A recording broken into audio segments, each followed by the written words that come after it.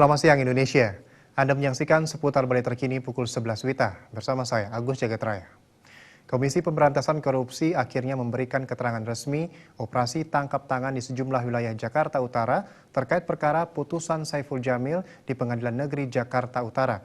Dalam OTT ini, KPK menetapkan 4 tersangka, salah satunya Panitra PM Jakarta Utara dan uang senilai 250 juta rupiah.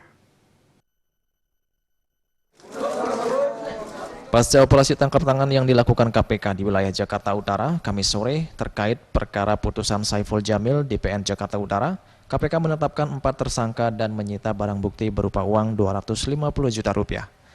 4 tersangka ini diantaranya kakak kandung Saiful Jamil yaitu Samsul Hidayat, 2 orang pengacara Saiful Jamil berinisial S dan J, serta seorang panitera PN Jakarta Utara, Rohadi.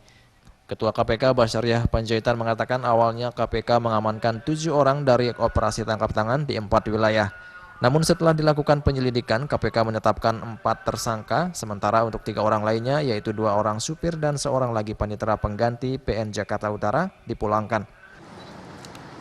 KPK sudah mengamankan sebanyak 7 orang kemarin dalam operasi tangkap tangan tersebut.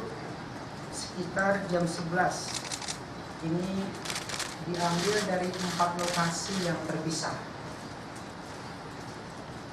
7 orang itu inisialnya adalah BN, kemudian K, pekerjaannya adalah sebagai pengacara, kemudian SH, kakak dan SJ. Dalam kasus ini KPK masih terus melakukan pendalaman dan penyelidikan karena tidak menutup kemungkinan adanya pihak lain yang terlibat.